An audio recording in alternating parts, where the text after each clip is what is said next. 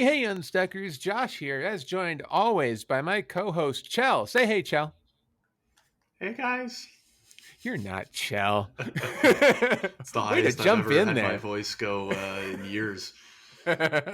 You have such a lovely, deep radio voice. You could not possibly be Cel. Who is that? That's Josh Schachnow, our special guest this week, because Cel is moving to Germany currently. So we're joined by Josh Schachnow. Some of you may remember way back in episode 19, we had Josh on our podcast.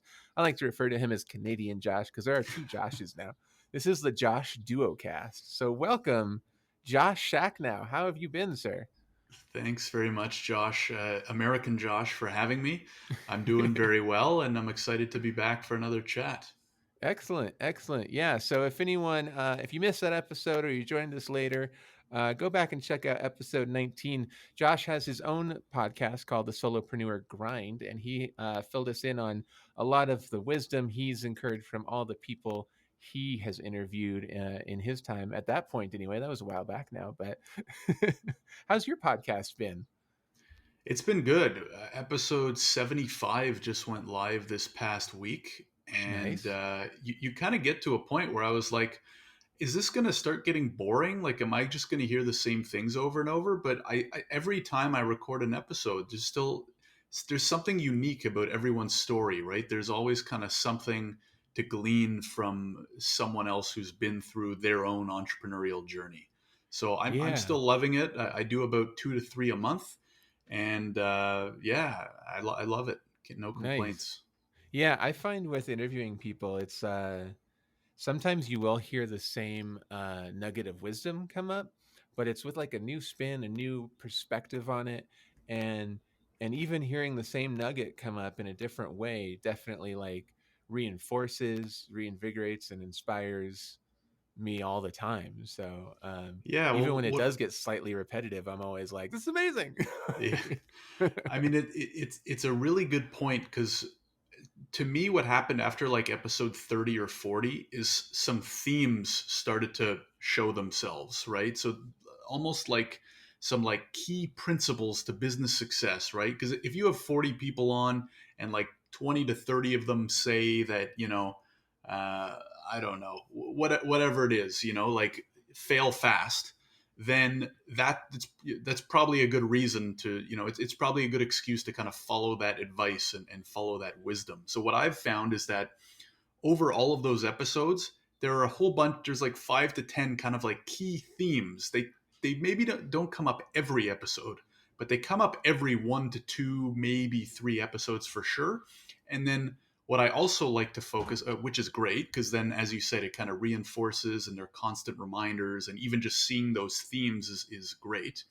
And then there's the unique parts of everyone's story, which is, how they got started, what was their inspiration, what were some of the strategies and tactics they tried early on, right? And there's a little bit of overlap there, but the beautiful thing about business is that everyone's story tends to have at least a little bit of uniqueness to it. And so there's always something to take away from that. Yeah, yeah, I completely agree. So tell people who may not remember or have heard your episode with us a little bit about yourself and your businesses beside your podcast and all the stuff you're doing. Yeah, so I'm an immigration lawyer based out of Canada, and I started that podcast to kind of scratch my own entrepreneurial itch as I was running my own legal practice. A year ago, I ended up co-founding an immigration tech company called Visto.ai, and I've really shifted towards that in the last, well, year or so. So we're building technology to make it easier for international students and skilled workers to navigate through the Canadian immigration process. That's where I spend, you know, most of the week, and then I still have the podcast. I usually record about 2 to 3 of those a month as well, and I probably will for you know as long as I don't get bored, and I haven't even come close to getting bored of that yet. Yeah, yeah, that's good. That's good. So what have you been working on lately is and lately could be as relative as you want it to be, I guess, because we haven't heard from you. I mean, my audience hears from me every week and usually Chell, but yeah, since we've talked to you, you know that all of COVID happened, and you're in a different country from me, so everything's a little bit different on how every country state, region, et cetera, is handling things. But what's been changing for you? What have you been struggling with? What's going well? What do you got? Yeah, so in May we launched our latest version of the portal, which I'm pretty happy about, and so the focus since then has been on marketing it, getting as many people to sign up for it as possible, creating content, building the brand, building awareness. And in the last month, I've been focused on a small fundraise. So we actually have our first, we've been bootstrapped until about a month ago, and we're bringing our first funding on board so we can continue to build out more software. So we haven't started that build yet. We're kind of finalizing the fundraise right now. But the kind of main focus has been and will probably continue to be for the near future marketing, building the brand, getting more people to sign up, and sharing it with their friends and family that might find it useful as well. Yeah. How does how does the fundraising process go? I've done nothing but bootstrapping type businesses. So I'm Yeah, it's an interesting relatively unfamiliar. experience. Yeah, Yeah. it's interesting experience, but really what it comes down to is networking and sales, right? You're just trying to get yourself in front of the right people, aka people with big enough check sizes, or just reasonable checks that they're willing to write, um, and then convincing them ethically that your business is one that they should invest in for reasons X, Y, and Z. So it's not too much beyond that. I mean, there's a lot of details we could talk about, right? Like you need a good pitch deck, how to start networking, ideal types of people to start looking at, what instrument, like what financial instrument you want to use to actually raise the money. But really, what it boils down to is networking and sales. And I'm not, I'm a pretty big fan of both of those things, especially when it's talking about something you really know and are passionate about. In this case, my business. So it's been interesting. I'm ready to get back to just focusing 100% on the business, right? Building the product, marketing, sales, and stuff like that. But sometimes, some companies find it necessary, or it's the right decision for them at the moment. Yeah. Yeah. Well, that's cool. That's like a whole, like you said, it's different. It was a first for me too, Right. and if all goes well, it might not be the last time, but Hmm. it's certainly an interesting experience. And as I've been through it now, you think even more about the bootstrap versus non-bootstrap type mentality. But we got to a point with this company where I now have a vision for like the next piece of technology we want to build, and we just can't really do it, with the co-founders I'm working with who are moonlighting, right? We need somebody to start working kind of full time on what we want to build. And Yeah. so with that comes, the requirement for money in most cases. And Yeah. so that's kind of what led us through that decision tree. Yeah. That's awesome. How big's the group of people you're working with? Well, so there's a few people on our team in the sense that I have a few advisors to the company, but that's Uh-huh. kind of more, like I'm talking to them once, twice a month, getting their advice. They're making Yeah. introductions, stuff like that. Alex is my technical co-founder. He has a full-time job, right? So he's been working on the tech at night on weekends Sure. for probably 7 or 8 months now. And then Richard, who I co-founded the company with a year ago, he is also more of an advisor in the sense that he has his own company, but was all in on the vision from the beginning. And so he's also kind of more part time. He's being an advisor, making intros, stuff like that. Yeah. Yeah. Very cool. So what's Hmm. what's like the immediate future hold for you guys? What do you think's going to happen in the next week or two? Yeah, so we need to kind of finalize the scope of that next piece of software we're going to build. So Right. we're building an immigration calculator that will help individuals determine what the best opportunity is for them in terms of moving to Canada, so they can Hmm. then pick the right path and actually start going down it and leveraging the guides and information in our portal to help them do it. And then I'll be spending some upfront time getting that going, and then it's kind of into the techies' hands, and again, I'll be focused on marketing. So the biggest the biggest I'd say, like, struggle or ask, we'll call it for the purposes of this call, is how to you know uh, how to get the best bang for your buck in terms of marketing dollars. Right now we do have a budget. It's not huge. We Mm-hmm. have had pretty good success with things like content marketing, social media marketing. There's a lot of demand for, a lot of interest in Canada, demand for this type of content. Mm-hmm. So how can we, with a small budget, you know, get as much reach, as many impressions, as many potential new users as humanly possible, Yeah. Yeah. and keep them around? Right. So it's interesting because our listeners will know that I've been updating every week that I've been building a side hustle to my side hustle to my main solopreneur Cool. gig. Where I'm interested to hear about it Yeah, so after I after I'm we yeah. yeah, I'm teaching, or I made an online course teaching how to start your own podcast.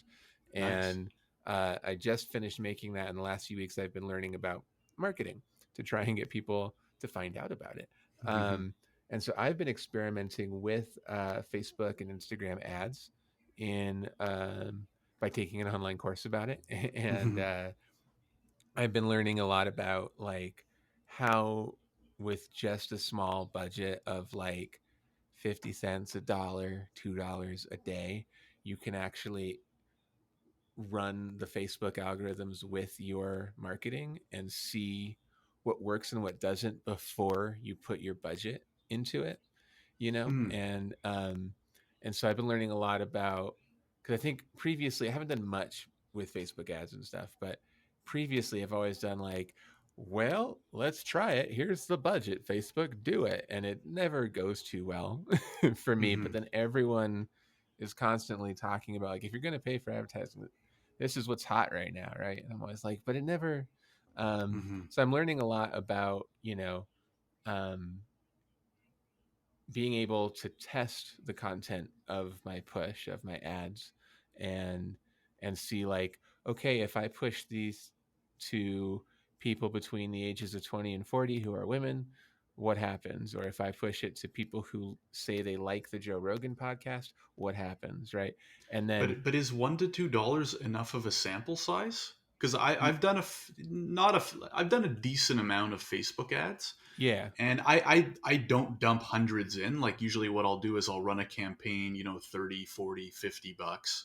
I Hmm. guess the question there is, like, what's the smallest amount to have enough of a sample size to figure out whether something's worth putting more of a budget into? Yeah, yeah, sure. I feel like I'm in the middle of this process, but what Okay. I'm learning is I'm trying to figure out which are exactly the answer to your question, which I don't know. But Mm. what I'm trying to figure out and I'm learning by doing is that for some, depending on what you're going for, whether you're going for conversion or just reach or whatever, um, a buck or two a day is plenty, because I Mm. can see that turn into, um, depending on which one I'm looking at, I've seen it turn into 500 to 1,000 impressions a day. And then I Mm. see how many of those impressions even got the link clicked or the video played, or how much of the video was played. Um, and so, for a couple bucks a day, I'm getting a sample size of bare minimum 500 uh, people Right. scrolled past it, right? and then Hmm. and then you go, okay, how many of those? And so it's definitely a small sample size compared to what 30 or 40 bucks a day would do. But I think I think it's enough for most things. And I don't know if you've ever heard of him. The guy I'm taking this online course from, is his name is Frank Kearns, and Oh he's yeah, like some, I yeah, love his internet. content. Yeah. Yeah, I'm new to him. I had no idea, and now I'm like diving well deep into it. And he's just like swearing by this because he's done it for years and years and years. Hmm. But he, yeah, so that's kind of what I'm experimenting with now, and I think I'm learning that there's a couple of things, and I haven't delved into the numbers of which campaign it is and why, but that I'm not getting as many impressions for whatever reason. probably because I clicked convert versus reach versus whatever, and and so maybe it's not a high enough sample size, but um, it's not like it would be that much more. It'd be, maybe be $5 a day is the right sample size for that. Mm-hmm. But either way, starting low is definitely part of it. Mm-hmm. And once you find something that works, I mean, yours is maybe a little different. Mine's like definite transactional return on investment that I could see. But if I get something that locks in that it works, that it's like I'm spending $12 per customer acquired, then I can go, okay, and I'm charging them $50 for my startup course. And it's like, well, I'll just pump money into that machine all day, like, Mm-hmm. um, Absolutely. so it's still a lot of like trial and error, but trying to do trial and error for a lot less money than I used to do it for.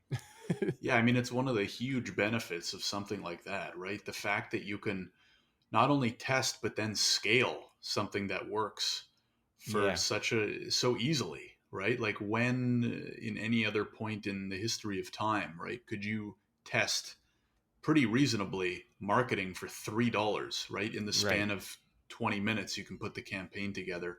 And then if it works, just decide to add 4 zeros to that budget, right? And Exactly. scale it Yeah. up. So it's awesome, especially for people trying new things, testing new things, side hustling with new things. It's yeah, Yeah.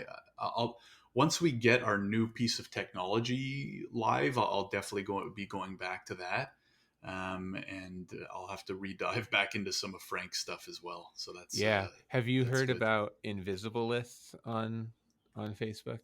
No. So what Oh I'm wait, learning, is that where they track the people who have done a certain interaction with your? exactly. Okay, yeah, yeah. Yeah. So like I've heard a little bit about this, but now I'm kind of learning how to use it. So I had I had someone like a professional set up a Facebook ad for me about a month ago, just getting the launch out there, and I gave away a free PDF, and I got like a mailing list of 300 people out of that, which is great. Um, Mm-hmm. and and so I've learned that not only can you tell Facebook like upload all those emails because they came from Facebook, so they're definitely Facebook users, and be Mm-hmm. like, these people, show them this ad again, and Mm-hmm. anyone who's Or visited find people my that look like these people. right, yep, Yeah. and anyone who's visited my page in the last however long, but I've been doing 30 days. Anyone who's visited the Facebook page in the last 30 days. Anyone who's seen at least 50% of the ad video in the last 30 days, like all these people. Mm-hmm. So it's like I'm now understanding the other side of like, how come once I see one Facebook ad, I see a million for the same thing, and this is why. Mm-hmm. Um, but it It's works, also all those especially. people who wonder where Facebook makes its money. That's Yes, where Facebook makes its money. that's where it Yeah. makes its money. Um, and yeah, so I've been kind of learning how to try and use that, and it makes sense for me because I'm selling a course, and in course world, you definitely want to build some trust. They want to trust the teacher. And of course, most of the world has no idea who I am, Mm-hmm. and by far, right? And so, um, bombarding them with different videos of me teaching you something, content marketing kind of stuff, gets them familiar enough with my style that they'll, either love me or hate me. And if you hate me, they're just going to be like, I hate that I see these ads all the time. And if they love me, they'll be closer and closer to going, maybe I do want to get his course. So Mm-hmm. that's what I've been Absolutely. learning about. And I'll And the great definitely, thing is you can apply that to anything, right? Any other side exactly. hustles, like it's so Yeah. applicable and valuable. Yeah. I was telling that to Cel just a week or two ago. It was like, even if like this side hustle doesn't work, like I've learned so many cool things in this process that are Yeah, applicable money to well future spent. things. Absolutely. So yeah, so that's one avenue, obviously, is the paid marketing. I think as an avid podcast listener, I'm always about guesting on as many podcasts as you can get on, because I Mm-hmm. think most podcasts are interview based, and when you're just listening and walking around, you go, "What is that?" Um, I always want to It's try the actually a new good things. idea. I mean, I'm all into podcasting. I haven't really guested much for immigration reasons. Right? So Yeah. that's a really good point. I should probably look for those. Yeah.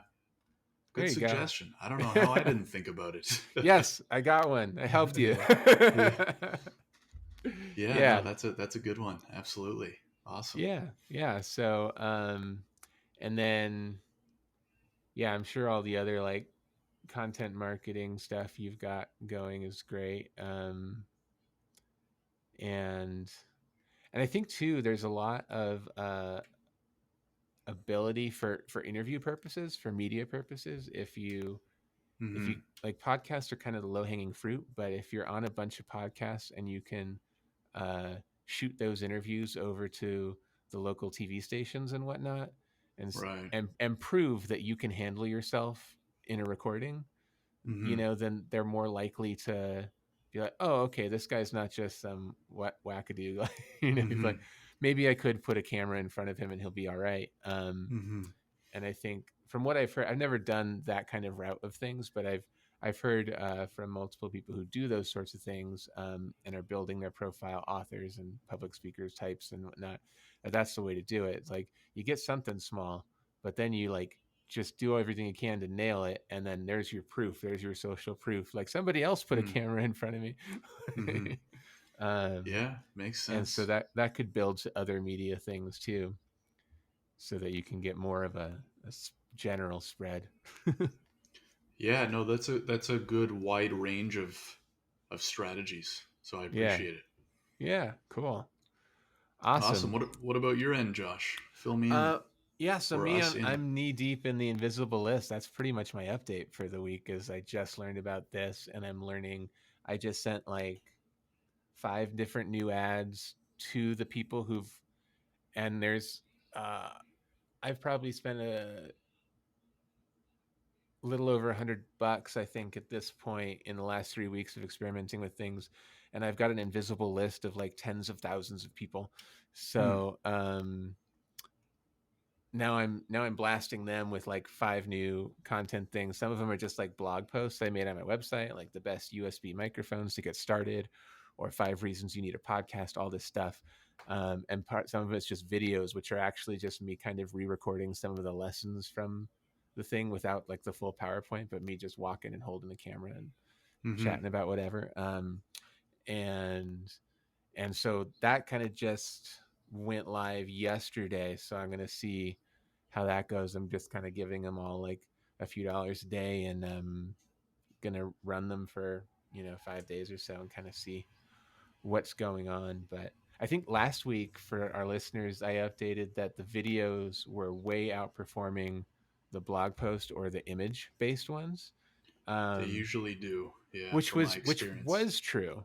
But by the end of the week, one of my images beat everything else out for the week. Hmm. And most, it was like the one image that won, and then like the 3 videos, and then the other images were way at the bottom. So for whatever reason, Huh. that's why testing is valuable, because that one image beat everything else out. I don't know why. I think it's actually the clunkiest designed image of all my images too. And I'm like, okay, but as Frank Kearns was saying in his course with me on this marketing stuff, is that's why you test. I've had some ads that I've put thousands of dollars in, because I get tens of thousands of dollars back, that I thought, this is the crappiest ad, this is so generic and blah, and that's the one that wins. So Hmm. not every time, but that's why you test, because the one you think is like, this is the one that's going to nail it, is like the worst sometimes. And so yeah, that's where I am. So similar, I guess, to you with your thing, but for a different model, is just any ideas you got about getting the word out there on an online course, and where to find people who take online courses, etc. If you've got any Yeah. thoughts. Well, a few things pop into mind. So, with those new video, the new round of ads that you're going to run to the invisible list, are you making sure to soft sell, or hard sell? Right? Like, Hmm. what's the language like there? Because it is definitely important that you're showing them more content, but like at the end of the ad or at the end of the video, are you referring to the course? Are you pushing them to a landing page? Or like, is there a strong CTA? Yeah, definitely. I have. I'm not sure that every video mentions it in the video, but it definitely mentions it in the ad around it. Some definitely do close with a like "Join me here." I'm testing some that say "Join me here" for a discount, like 10% off. Um, and and I have some that are straight up hard sells. Like I have an image that's like the launch window, because it's almost a month old. It's actually a month old today on Ah. Friday. So I've had ads running this week so far that say like at the end of this month, price is going up to its regular price. So buy now, buy this week, and Hmm. that's like a hard sell. Um, so we're kind of playing on which performs better and whatnot, and I'm starting to get some nibbles here and there. But nothing major. But I'm also not spending anything major, so it's like it's okay. Right. But Yeah, I mean, you're only going to get better, right? As you continue testing the copy, the images, you'll hopefully be bringing down your CPCs and stuff like that.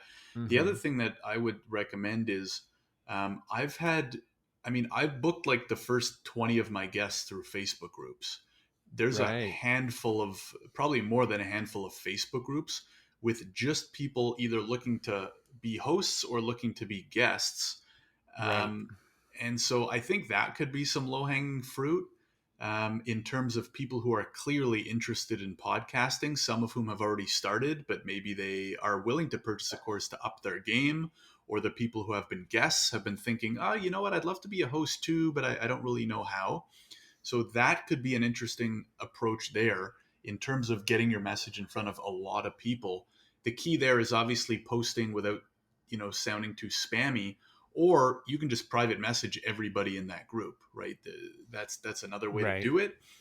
The other way that kind of a friend of mine is working right now is invite people onto your podcast who you think would be potential clients, and then don't do hard sells, and that's obviously less scalable, takes a little bit more time, but having more guests on your own podcast or starting a new podcast, like a spin-off podcast on how to podcast, Right, and then you can market that to everyone, right? People who are on right, your email list, people who are, unstuckers, and that could be like 5-10 minute episodes where you're just going off on tangents, and half the content you can just kind of scrape the bits from the course, right? Like right, I know Frank kind of talks about like having your pillars, right? Like 3 pillars, like 3 kind of main topics, and you put out a lot of content around those, and then ultimately you're pushing people towards something that's paid. right, So maybe like a side podcast, because I mean, you're drinking your own juice, right? Like if you're trying to push a podcasting course on people, what better way to get your message in front of them than to have them listen to your podcast? right, So that right. could be interesting, or even like a YouTube channel. I don't know if you've gone down that route, but like 3 to 10 minute videos, kind of Yeah. like what you're doing for your ads, but also Hmm. throw them on YouTube, do some SEO optimization with the titles and the descriptions. Yeah, And that's a good idea. yeah, and you could also use those as ads too. Um, yeah, those are probably the 2 or 3 things that pop into my head. Yeah. Well, those are great ideas. Thanks for that. It's always great to have someone new have a perspective and bring in a different point of view. Because there's always Absolutely. there's always blind spots, right? 100%. Yeah. Always, no matter what. Yeah. Awesome. Well, cool. We're running short on time, so we'll wrap it up here. But thanks, Josh, so much for joining us and pinch hitting for Chell this week. Hope you'll come back and join us again. Chell was very jealous that I got you to pinch hit for her, so she couldn't be here while you were here. She was like, "Oh, Well, I like thanks. Josh." Thanks so much for having me, and I hope she's not too offended by my terrible impersonation at the beginning of the episode. I'll have to hear about what she thought about it after the She's fact. gonna love it when she gets off the plane and she gets to download this episode. So again, for our audience, one more time, where can people find you and your podcast and all that good stuff? Yeah, the podcast you can find is solopreneurgrind.com. Just make sure to spell Solopreneur Grind right. If you are interested in immigrating to Canada, you can check out my tech company at visto.ai, visto.ai, and connect with me on LinkedIn. Hopefully, you'll spell my name in the episode because Yes. it's not the Yeah. easiest to spell. But look me up. I'm the only Josh Schachnow on LinkedIn that I know of. Shoot me a message. Tell me where you found me, that you came from this podcast, so that I know to give US Josh another thank you. And yeah, always happy to chat with people. Awesome, awesome. Yeah, we have an election coming up in just a few months, and the famous line after every US presidential election is a bunch of people from one side or another goes, "Well, time to immigrate to Canada." So so Yeah, if anyone wants to put their money where their mouth is come this November, reach out to Josh. absolutely. Awesome. All right. Well, thanks again for being here, Unstuckers. This was another Casual Friday episode. We'll see you next week when Cel will be back and she'll tell us all about her travels. All right. Bye, everybody.